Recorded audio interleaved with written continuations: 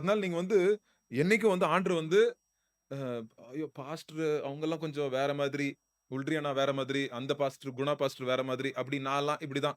அப்படின்னு தயவு செய்து நீங்க எனக்கு கணக்கு போடாதீங்க. ನೀವು ಯಾವತ್ತಿಗೂ ಆ ಲೆಕ್ಕಾಚಾರಗಳನ್ನ ಹಾಕಿಕೊಳ್ಬೇಡ್ರಿ. ಉಳ್ರಣ್ಣ ಬೇರೆ, ಅಂಕಲ್ ಅವರು ಬೇರೆ, ನಮ್ಮ ರಿಚ್‌ನೇ ಬೇರೆ ಎಂಬುದಾಗಿ ಆ ರೀತಿಯಾದಂತಹ ಲೆಕ್ಕಾಚಾರಗಳನ್ನ ಹಾಕಿಕೊಳ್ಳಲೇಬೇಡ್ರಿ. ஒரு வாட்டி என்னாச்சு, நான் இப்படிதான் நம்ம வந்து ஒரு கிராமத்துக்கு ஊழியத்துக்கு போயிருந்தோம்.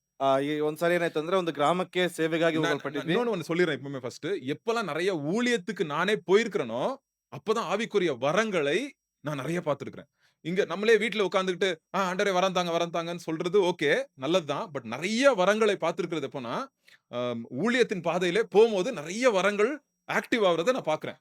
ನನ್ನ ಒಂದು ಜೀವಿತದಲ್ಲಿ ಸೇವೆಗಾಗಿ ಒಂದು ಕಾರ್ಯಗಳಿಗಾಗಿ, ಸೇವೆಯ ವಿಚಾರಗಳಿಗಾಗಿ ಹೋಗುವಂತ ಸಂದರ್ಭದಲ್ಲಿ ಮಾರ್ಗದಲ್ಲಿ ಆ ಒಂದು ವರಗಳು ಅಲ್ಲಿ ಆಕ್ಟಿವ್ ಆಗ್ತಕ್ಕಂಥದ್ದನ್ನ ನಾನು ಗಮನಿಸಲ್ಪಟ್ಟಿದ್ದೇನೆ. சோ, ஒரு சாதாரணமா இப்படி ஒரு மெசேஜ் நம்ம இப்ப ஒரு கிராமத்துல போய் மெசேஜ் குடுத்துட்டு இருந்தோம். ಆ ಗ್ರಾಮದಲ್ಲಿ ಹೋಗ್ಬಿಟ್ಟು ಒಂದು ರೀತಿಯಾಗಿರ್ತಕ್ಕಂಥ ಒಂದು ಪ್ರಸಂಗವನ್ನ ಕೊಡ್ತಾ ಇದ್ವಿ. கஷ்டப்பட்டு நெறைய பேர் ஏழை ஒரு அம்மாலாம் வந்திருந்தாங்க. ரொம்ப ஏழை. ட்ரெஸ் கூட அவங்களுக்கு கிழிஞ்சிருக்கு. ஃப்ரண்ட் ரோல வந்து உட்கார்ந்து வசனத்த வாஞ்சையோட கேட்டுட்டே இருந்தாங்க. ಆ ಒಂದು ಮುಂದಿನ ಭಾಗದಲ್ಲಿ ಅವರ ಒಂದು ಬಟ್ಟೆ ಕೂಡ ಹರಿದು ಹೋಗಿದೆ. ಆ ರೀತಿಯಾಗಿರ್ತಕ್ಕಂಥ ಪರಿಸ್ಥಿತಿಯಲ್ಲಿ ಬಹಳ ಆಸಕ್ತಿಯಿಂದ ಬಂದು ಕೂತ್ಕೊಂಡಿದ್ದಾರೆ ಆ ತಾಯಿ. ஒரு கண்ணு அப்படி இப்படி திருப்பல. அப்படியே மெசேஜ் கேட்டுட்டே இருந்தாங்க. ಆ ಕಣ್ಣು ಕೂಡ ಯಾವ ಕಡೆಗೂ ಕೂಡ ಅವ್ರ ದೃಷ್ಟಿ ಹರಿಸ್ತಾ ಇಲ್ಲ. ಆ ರೀತಿಯಾಗಿ ಗಮನದಲ್ಲಿಟ್ಟು ಕೇಳ್ತಾ ಇದ್ದಾರೆ. நீங்க அவங்க கிட்ட கூட உட்கார மாட்டீங்க. ஏன்னா அவங்க அவங்க கொஞ்சம் ரொம்ப அப்படி ஒரு மாதிரி டீசென்ட்டா இல்ல ட்ரெஸ். ரொம்ப பழைய ட்ரெஸ் அப்படி இருந்துச்சு. ಅವರ ಪಕ್ಕದಲ್ಲಿ ಕೂಡ ಕೂತ್ಕೊಳ್ಳೋದಕ್ಕೆ ನೀವು ಆಸೆ ಪಡುವುದಿಲ್ಲ. ಯಾಕೆ ಅಂತಂದ್ರೆ ಆ ರೀತಿಯಾಗಿರ್ತಕ್ಕಂಥ ಒಂದು ಕೊಳಕು ಬಟ್ಟೆಯಲ್ಲಿ ಕೂತ್ಕೊಂಡಿರ್ತಕ್ಕಂಥವರಾಗಿದ್ರು. நான் சொன்னேன் எல்லாம் நம்ம மெசேஜ் எல்லாம் குடுத்துட்டு லாஸ்ட்ல வந்து இந்த நேரத்த வந்து நம்ம பரிசுத்தாவியானவருக்கு நம்ம ஒப்பு குடுக்க போறோம். ஆண்டவர் என்ன செய்றார்ன்னு ஆசைப்படுறாரோ அவர் செய்யட்டும் அப்படின்ட்டு வந்து ஜெபம் பண்ண ஸ்டார்ட் ಆ பண்ணோம். ಕೊನೆಯ ಭಾಗದಲ್ಲಿ ಪರಿಶುದ್ಧಾತ್ಮನಿಗೆ ಒಪ್ಪಿಸಿಕೊಡುವುದಕ್ಕಿದ್ದೇವೆ. ಅವರು ಯಾವ ಕಾರ್ಯಗಳನ್ನು ಮಾಡುವುದಕ್ಕಿದ್ದಾರೆ, ಆ ಒಂದು ಕಾರ್ಯಗಳನ್ನು ಮಾಡಲ್ಪಡ್ರಿ ಎಂಬುದಾಗಿ ಪ್ರಾರ್ಥನೆಗೆ ಒಳಪಟ್ವಿ. நம்ம அமைதியா ஜெபம் பண்ணிட்டே இருந்தோம். அமைதியா ஜெபம் பண்ணிட்டே இருந்தோம். ನಾವು ಶಾಂತಚಿತ್ತವುಳ್ಳವರಾಗಿ ಪ್ರಾರ್ಥನೆಯನ್ನ ಮಾಡ್ತಾನೆ ಇದ್ವಿ. சடனா அந்த சிஸ்டர் வந்து இங்கிலீஷ்ல பயங்கர அமெரிக்கன் இங்கிலீஷ்ல பேசுறாங்க.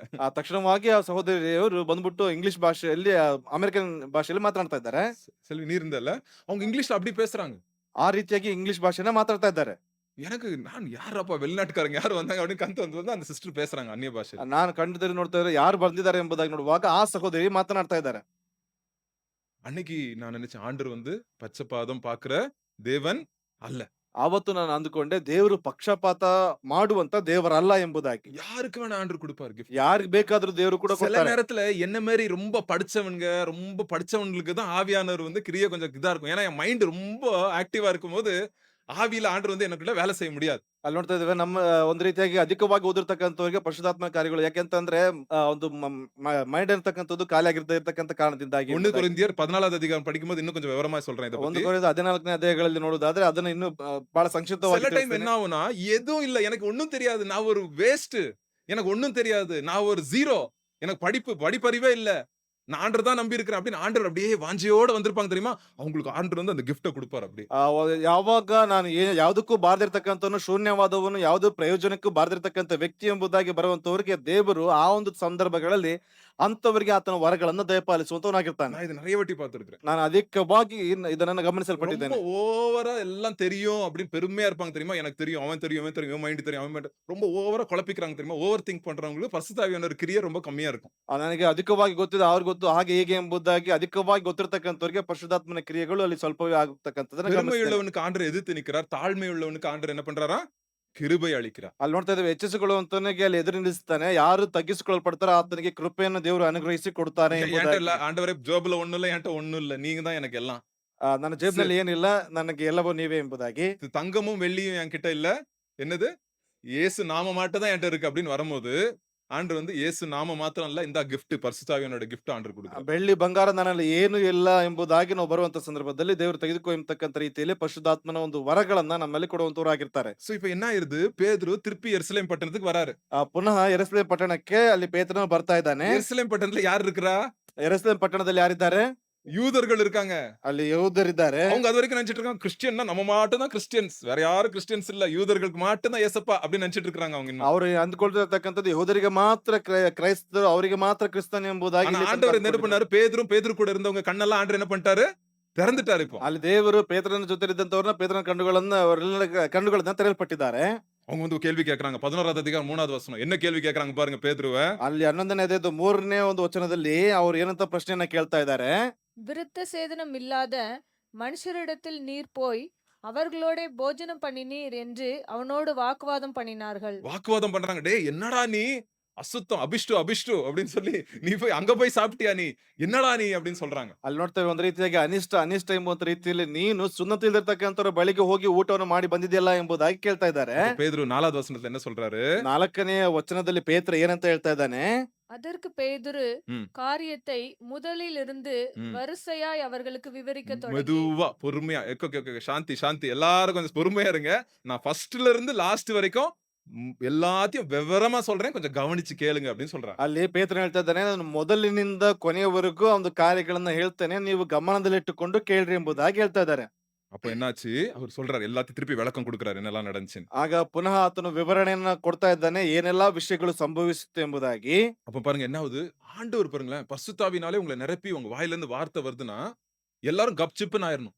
ஆண்டவர் உங்க மூலியமாய் சில காரியங்களை செய்றாருன்னா, அதுக்கு டபுள் ஆன்சர், டபுள் கேள்வி இருக்காது. வாக்குவாதமே இருக்காது. முடிவு அங்க ஆயிடுச்சு. முடிவாயிரும் அது அப்படியே. ಅಲ್ಲಿ ಪರಿಶುದ್ಧಾತ್ಮ ನಿಮ್ಮಲ್ಲಿ ಮಾತನಾಡಲ್ಪಡ್ತಾ ಇದ್ದಾನೆ ಎಂಬುದಾಗಿ ಹೇಳುವಂತ ಸಂದರ್ಭದಲ್ಲಿ ಎಲ್ಲರೂ ಅಲ್ಲಿ ಸುಮ್ಮನಿರ್ತಾರೆ. ಅದು ಮಾತ್ರ ಅಲ್ಲದೆ ನೀವು ಮಾತನಾಡುವಂತ ಸಂದರ್ಭದಲ್ಲಿ ಅದಕ್ಕೆ ಪ್ರತಿವಾದತಕ್ಕಂತ ಒಂದು ಪ್ರಶ್ನೆಗಳಲ್ಲಿ ಉದ್ಭವವಾಗುವುದಿಲ್ಲ ಎಂಬುದಾಗಿ. அங்க பாருங்க அவங்க பேசுறாரு, அவர் சொல்றாரு, ஒண்ணு விளக்கமா சொல்றாரு. 15வது வசனத்துல இருந்து படிப்போம் என்ன ஆகுதுன்னு. ಅಲ್ಲಿ ಕ್ರಮಬದ್ಧವಾಗಿ ಹೇಳ್ತಾರೆ. 15ನೇ ವಚನದಲ್ಲಿ ನೋಡೋಣ ಏನೆಂಬುದಾಗಿ. ஃபிளாஷ் பேக்க சொல்லிட்டு இருக்காரு. 10வது அதிகாரத்துல நடந்த ஃபிளாஷ் பேக்க சொல்லிட்டு இருக்காரு. 15வது வசனம் படிப்போம். 11வது அதிகாரம். நான் பேசத் தொடங்கின போது ம். பரிசுத்த ஆவியானவர் ஆதியிலே நம்மேல் இறங்கினது போலவே அவர்கள் மேலும் இறங்கினார். யோவான் ஜலத்தினால் ஞானஸ்நானம் கொடுத்தான், நீங்களோ பரிசுத்த ஆவியினாலே ஞானஸ்நானம் பெறுவீர்கள் என்று கர்த்தர் சொன்ன வார்த்தையை அப்பொழுது நினைவு கூர்ந்தேன். ஆதலால் கர்த்தராகிய இயேசு கிறிஸ்துவை விசுவாசித்திருக்கிற நமக்கு தேவன் வரத்தை அனுக்கிரகம் பண்ணினது போல வரத்தை அனுகிரகம் பண்ணியது போல அவர்களுக்கும் ம், அந்த வரத்தையே அனுக்கிரகம் பண்ணியிருக்கும் போது ம். தேவனை தடுக்கிறதற்கு நான் எம்மாத்திரம் என்றார். தேவனை தடுக்கிறதுக்கு நானு யாரு? ஆண்டவர் செய்யற வேலைய ஸ்டாப் பண்ண முடியுமா என்னால? முடியாது அப்படின்னு பேதுரு சொல்லிடுறாரு. ಅಲ್ಲಿ ಪೇತ್ರನು ಹೇಳ್ತಾ ಇದ್ದಾನೆ, ಅಲ್ಲಿ ನಡೆದಿರ್ತಕ್ಕಂಥ ಕಾರ್ಯಗಳನ್ನ ವಿವರಿಸಿ ದೇವರು ಮಾಡುವಂತ ಕಾರ್ಯವನ್ನ ನಿಲ್ಲಿಸುವುದಕ್ಕೆ ನಾನು ಶಕ್ತನ ಅಲ್ಲ ಎಂಬುದಾಗಿ ಹೇಳ್ತಾ ಇದ್ದಾನೆ. உங்க வாழ்க்கையில தேவன் பண்றது நிறுத்த முடியுமா? யாரும் நிறுத்த முடியாது. ನಿಮ್ಮ ಚಿತ್ರದಲ್ಲಿ ದೇವರು ಮಾಡುವಂತದನ್ನ ಯಾರು ಕೂಡ ನಿಲ್ಲಿಸುವುದಕ್ಕಾಗುವುದಿಲ್ಲ. யாரே எவ்வளவு பெரிய கொம்பனே வந்தாலும் நிறுத்த முடியாது. ಯಾವುದೇ ದೊಡ್ಡ ವ್ಯಕ್ತಿ ಬಂದ್ರು ಕೂಡ ಅದನ್ನ ನಿಲ್ಲಿಸುವುದಕ್ಕಾಗುವುದಿಲ್ಲ. So இத சொல்லிடுறாரு. ಇದನ್ನ ಹೇಳ್ತಾ ಇದ್ದಾರೆ. உடனே வாக்குவாதம் பண்ண ஜனங்க இப்ப அவங்க பதில் பாருங்க. 18வது வசனத்துல அவங்க எப்படி என்ன சொல்றாங்க பாருங்க. ಅಲ್ಲಿ சண்டை போட்டுட்டு இதுவரைக்கும் சண்டை போட்டுட்டு இருந்தாங்க. அவங்க என்ன சொல்றாங்க பாருங்க 18வது வசனம். ಇಲ್ಲಿ ತನಕ ಅಲ್ಲಿ ವಾಗ್ವಾದಗಳನ್ನ ಮಾಡತಕ್ಕಂತ ವ್ಯಕ್ತಿಗಳು ಈಗ 18ನೇ ವಚನದಲ್ಲಿ ಏನಂತ ಹೇಳ್ತಾ ಇದಾರೆ ನೋಡ್ರಿ.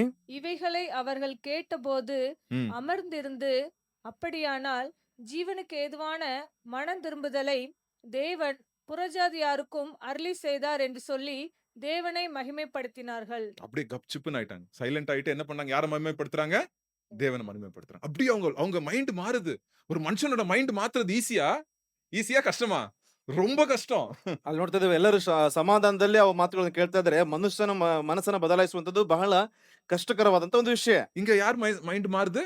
அங்க உட்கார்ந்து இருந்த அந்த எருசலேம் சபையில இருந்த எல்லா ஜூயிஷ் கிறிஸ்டியன்ஸ் எல்லாரோட மனசும் மாறிடுச்சு. ಅಲ್ಲಿ ಸಭೆಯಲ್ಲಿ ಕೂತ್ಕೊಂಡಿರ್ತಕ್ಕಂಥ ಎಲ್ಲಾ ಯಹೂದ್ಯ ಕ್ರೈಸ್ತರ ಮನಸ್ಸುಗಳು ಅಲ್ಲಿ ಬದಲಾಗಲ್ಪಟ್ಟಿದೆ. ஆண்டவர் ஒருத்தரால தான் முடியுங்க மனசை மாத்துறது. ದೇವರಿಂದ ಮಾತ್ರವೇ ಮನಸ್ಸನ್ನ யாரையும் ಬದಲಾಯಿಸುವುದು. நீங்க மாத்த முடியாது. ಯಾರು ಕೂಡ நம்மளுடைய ಬದಲಾಯಿಸುವುದಕ್ಕಾಗುವುದಿಲ್ಲ. பிளான், நம்மளுடைய டெக்னிக், நம்மளுடைய பேச்சு திறமைனால யாரையும் மாத்த முடியாது நம்ம. ನಮ್ಮ ಮಾತುಗಳಾಗಿರ್ಬೋದು ಅಥವಾ ನಮ್ಮ ಒಂದು ರೀತಿಯಾದಂತ ವರಸೆ ಆಗಿರ್ಬೋದು ಯಾವುದು ಕೂಡ ಬದಲಾಯಿಸುವುದಕ್ಕೆ ಸಾಧ್ಯವಿಲ್ಲ. தேவன் மாத்துவார். ದೇವರು ಮಾತ್ರವೇ. தேவன் மாத்தும் போது கப்சிப்புன்னு ஆயிட்டாங்க. கர்த்தருக்கு என்ன பண்றாங்க? கையை தூக்கி மகிமைப்படுத்துறாங்க தேவன். ದೇವರು ಬದಲಾಯಿಸುವಂತ ಸಂದರ್ಭದಲ್ಲಿ ಎಲ್ಲರೂ ಶಾಂತವುಳ್ಳವರಾಗಿರ್ತಾರೆ. ದೇವರಿಗೆ ಮಹಿಮೆಯನ್ನ ಆ ಮೂಲಕವಾಗಿ ತಿಳಿಸ್ತಾ ಇದ್ದಾರೆ. இதாங்க ஆண்டவர் ஆவியானவருடைய வல்லமை இது. ಇದೇ ಪರಿಶುದ್ಧಾತ್ಮನ ಒಂದು ಮಹಿಮೆ. நானும் நினைக்கல, பேதுருவும் நினைக்கல, நீங்களும் நினைக்கல, கொர்நேலியும் நினைக்கல. ஆனா ஆண்டவர் நினைச்சதை என்ன பண்ணிட்டார்? ஆண்டவர் கர்த்தர் நினைத்ததை அவர் என்ன பண்ண யாரும் தடை செய்ய முடியாது. ಅಲ್ಲಿ ಆತನ ನೆನೆಸ್ಲಿಲ್ಲ, ಕೊರ್ನೆಲನು ಮತ್ತಾಗಿರ್ಬೋದು ಯಾರು ಕೂಡ ನೆನೆಸ್ಲಿಲ್ಲ. ದೇವರು ನೆನೆಸಿರ್ತಕ್ಕಂಥದನ್ನ ತಡೆಯುವುದಕ್ಕೆ ಯಾವ ವ್ಯಕ್ತಿಯಿಂದಲೂ ಅದು ಶಕ್ತನಾಗಿರುವುದಕ್ಕೆ ಸಾಧ್ಯವಿಲ್ಲ. பேதுரு பரிசுத்தாவினால நிரம்பினாரு. ಪೇತ್ರನ ಪರಿಶುದ್ಧಾತ್ಮನಿಂದ ತುಂಬಿಸಲ್ಪಟ್ಟರು. கொர்நேலியு குடும்பம் பரிசுத்தாவினால நிரம்பிச்சு. ಕೊರ್ನೆಲನ ಕುಟುಂಬ ಪರಿಶುದ್ಧಾತ್ಮನಿಂದ ತುಂಬಿಸಲ್ಪಟ್ಟಿದೆ.